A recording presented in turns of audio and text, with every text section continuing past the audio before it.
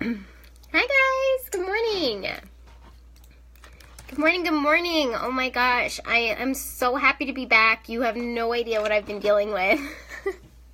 First of all, I don't know if you guys could tell, but my left eye, hold on, I'm going to be telling you this story and sharing on my page, on my business pages. But I am getting ready to move out of my apartment. I think I've already mentioned that to you guys. I'm actually traveling for a few months. So I was cleaning my place, moving things around, and then there was a ton of dust, and a huge clump of dust got in my eye, and it irritated my left eye for like a day and a half. It was so swollen and puffed up, and oh my god, it looked so terrible. So I couldn't go on live yesterday. I'm sorry. Having eye trouble. Sorry. It's a little better now. I actually put on makeup today. So, I don't know if you guys can tell. It's this eye right here. It was like all red and like around it was puffed up. It was so bad. I'm so glad to be back though, because I did a workshop over the weekend. And I think it'll be super helpful for you guys today. I'm talking about what I learned, right? And I'm actually earlier than usual because I missed you guys and I wanted to get on live as soon as possible. So let me just take a sip of my coffee and we can begin. Coffee is good. If you're coming on, say hi, say where you're from. I am actually, I'm in New York City and I'm looking at the snow falling right now. We're supposed to get a lot of snow. So I'm going to try to make it out to the gym today, but we shall see if I decide to venture out, right? I hope you feel completely better soon. Thank you. Yeah, it was just an irritant in my eye. It was so strange. It's funny when things like that happen to you because, I try to practice gratitude every day, but when you have gratitude, I even have my sight, it really gives you a different perspective. So, okay, let's start, guys.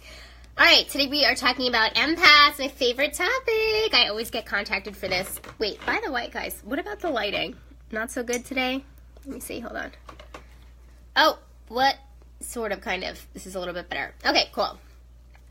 So, empaths, right? Be the witness, not the sponge. So, like I said earlier, I was actually at a workshop over the weekend. I was at Dr. Judith Orliff's Empathy and Intuition workshop, which was so good. I don't know if anybody follows Dr. Judith Orliff's work. She works a lot with empaths. She is actually a medical doctor, and the fact that she even uses the word empathic is really important because I think it gives us a name in the community. And she actually calls it a emotional temperament or an emotional archetype, which I think is a great way of putting it, right? Because people are like, well, what is an empath? Like, is that a type of person, personality type?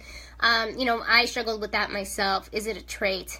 I know if you are a highly sensitive person, which is similar to an empathic person, that is something that's dealt with in the central nervous system, same as empath, but it is a type of temperament as well. So I think it's really, really important to really identify that you can have an emotional archetype as an empathic person, and it's important to realize that it is something that's real, and we definitely think, feel, behave, love completely differently from a lot of other people. So I think it's super important to kind of figure out if you're an empath or not. I just realized I never introduced myself just in case there's new people on, so I'm going to go ahead and do that.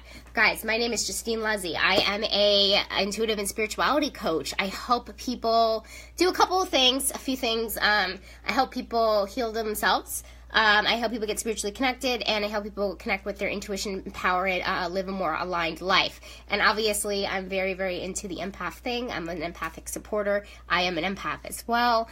Very, very hard and difficult to be a sponge all the time. And today's live is really about just that, right? How to actually be the witness, not the sponge. So this is really good stuff. So I learned this over the weekend. I've been reading and following Judith's work for a really long time, so I'm really happy to share this with you.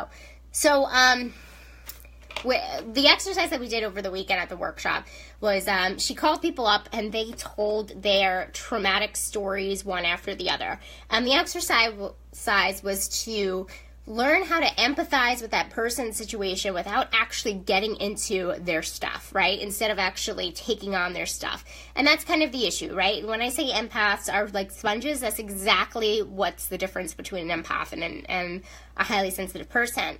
They're, besides the intuitive gifts that may come along with it, because a lot of the people that are highly sensitive people don't exactly have the gifts, but or can, or, you know, not as strong, however you want to call it. But being an empath is when you actually take on the feelings, emotions of other people. And that could be very detrimental because it can be really confusing, right? And it can be very, very draining. And that's exactly what we're trying to avoid, right? So there is a way, guys, where you can actually feel for the other person and not actually take on their stuff. And for me, you know, once I figured out I was an empath, I was like, this is it, this is who I am.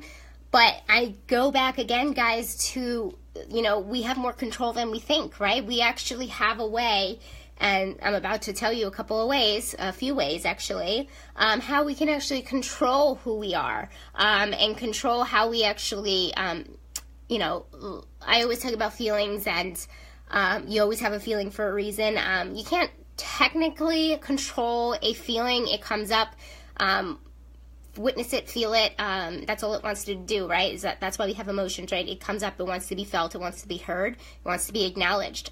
So we acknowledge and we let go, right? And that's it, because we don't have to be afraid of feelings, right? We don't have to be afraid of pain. We don't have to be afraid of being angry. These are all normal and typical feelings, and all feelings want to do is be heard, right? And acknowledge. So once we acknowledge them, then we have the ability to actually let them go. But also, with that, guys, you know that once we have a feeling, we have a feeling for a reason, and it's our responsibility to figure out why we feel a certain way pertaining to a specific thing. Because our feelings could tell us a lot, right? It's part of being intuitive, right? And I believe that feelings and intuition is actually directly connected. So, anyway, I'm going off a little bit on a tangent because I love talking about intuition, and everybody knows that. But there is a way where we can feel for the other person without absorbing their stuff. So I'm going to go into 3 things that I learned that I have been actually practicing. I know it hasn't been that long. The workshop was just last weekend. But I really have seen a difference even in those 4 days. So I think it's super, super important to practice these. And I'm going to tell you these 3 things under the assumption that consciousness is there, right? So when I talk about consciousness, I really mean awareness. And if you're watching my videos, you're already aware.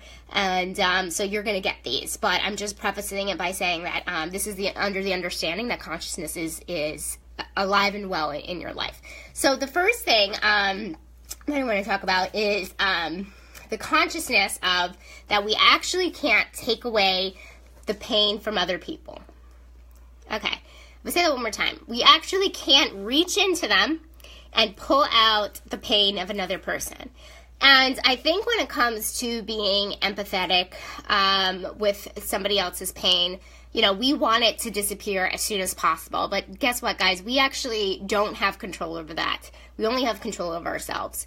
And as much as we want the pain to go away for the other person, absorbing it is not going to do that. That is not the way to do that. And the way for the pain to disappear as soon as possible for the other person is completely their responsibility, is completely their business, and is completely their path. So when I say that, I mean, who are we to get in the way of their path? Everybody's got their own path. Everybody has their own, if you want to call it destiny, whatever you want to call it, whatever makes you feel more comfortable. Who are we to mess with it? Who are we to interfere? Who are we to try to get it down a different path? We must respect the dignity of people's paths. And I think that's really hard, especially when, you know, for me especially, if I've been down that path and, you know, I know how to heal fast from this thing or whatever it is, it's one thing to help by giving advice or an opinion or help with healing work, which is what I do, but it's another to force it, right? So we need to be really conscious of that. We need to really understand that people are on their own paths. We have, you know, we are amazing human beings, but we do not have the power to take away people's pain. And, you know, we can do it by, you know, coaching, you know, different healing modalities, that type of thing. And, you know, in the spiritual community, you talk a lot about be careful calling yourself a healer, because you don't actually heal people. You are the catalyst in their healing. And it's so true, because you can be a catalyst, but you really don't have much control on taking away their pain. So that's really, really important to really understand, right? And the second thing also comes along with consciousness, right? So be really conscious that we can actually be the space holder. So what is a space holder? And this is really awesome, guys, because I actually went to a sound healing experience about 2 weeks ago. I actually didn't like it. Sound healing is not for me. It is not a healing modality that works. But I'm always down to try whatever, new thing comes out. I'm always up for more healing in different holistic ways. So I went and I tried it. But I think the thing that really stuck with me with the woman in the beginning was saying that, we are not sound healers. We are sound professional placeholders. And I really, really love that, because you can be a placeholder for anyone, right? And not to say that we could be a punching bag or a doormat. That's not what I mean. A placeholder and a space holder is somebody that, allows for the, sorry guys, I meant space holder. Sorry, not placeholder. Space holder is the person that allows for that space for the person to go through whatever they're going through. Because most of the time, what really people need is the space, and they need a sounding board, and they need to know that somebody is there for them or understands them, or and even as a space holder, you don't really have to understand, right? Like, I went through something that a lot of people don't really understand, but the people that were there for me were the ones that held the space and let me vent and really let me have my space for healing, and that's pretty much the greatest thing that you can do for the person, right? So I think this is really good. And being what happens in the space, guys, is the healing. That's how the healing happens, right? If you have the space for it, right? Because we keep ourselves busy all the time. We do not have any room or space in our lives for that healing to begin. So space, super, super important. So, and then the third thing that I was practicing as far as being the witness, not the sponge. It's a balanced heart chakra, guys. And let me say this in a way that doesn't seem closed off. For me, I keep saying all the time, you can never be too nice. You can never be too kind. You ever hear the girls that are like, oh my God, he was like too nice. That guy was like too nice. I don't believe that's true. I don't believe you could ever be too nice, too kind, too compassionate. But there is a way where you can give too much. I do believe that, and that's why they're called. That's why they say balancing the chakras, right? Because, and trust me, I know in my spiritual awakening, all of my chakras were open at the same time. It was not fun. It was super intense. It was not a good feeling. But there is a way to balance the heart chakra in a way where you don't get stepped all over, and you also still love with all your heart, right? And that really comes down to boundaries, right? The more healthy boundaries you have, the more balanced heart chakra you have. Excuse me. Is the more balanced heart chakra that you have. So that's really, really important to understand, because I've had my heart wide open, right? And that's when I fell for my psychopathic narcissist. And it was, it was not in a place where it was balanced. So that's obviously why I fell so hard for the, quote unquote, wrong type of person for me. But yeah, so it needed to be balanced, and that's kind of like the lesson that I got when I was going through my spiritual awakening, is that balance is the key. And guys, I do not have a lot of balance. I'm the first person to tell you. That is why I teach what I teach, and that's why I live my life in a spiritual way, is because it teaches me balance, and it helps me stay grounded, and all of these really great things. So spirituality for the win, right? So okay, so that's it. So those are those three things, right? So I really hope that these help, and I hope that you actually practice them in your everyday life. If you want to talk to me more about heart chakra balancing, I actually work with crystal healing as well, and that could help.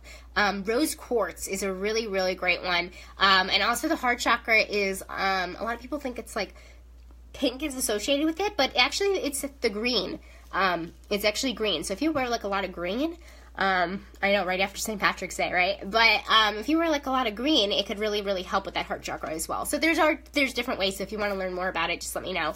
I'm actually going to throw my scheduler in the comments here. And I also want to announce that because I've been meeting a ton of empaths, and a lot of them just, we just don't know how to navigate this world as the witness, not the sponge. And I think that's like the real issue here when it comes to being empathic. And,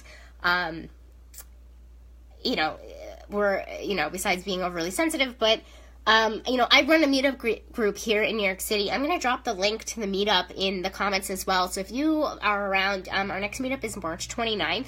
It's a great group of people, like-minded people. Please come if you can. It doesn't cost anything. And I would love to see you guys and meet you guys if you are in the area. So, and I do encourage, if you are around the world and you are an empath, definitely make some support groups. It's always super important to find like-minded people, find your tribe, all that good stuff. So, alrighty guys, I am out. I will be on tomorrow. It was so nice seeing you guys. Oh my gosh, I missed you guys so much. Sorry again, I haven't been on. My eye has been kind of messed up. It got some dust in it, and then it like blew up. Like I could hardly see like yesterday, it was all like puffy down here. It was so bad. Anyway, I'm better. I'm back. It's all good. I will be on tomorrow. Thanks for watching, guys. Namaste. See you tomorrow. Bye.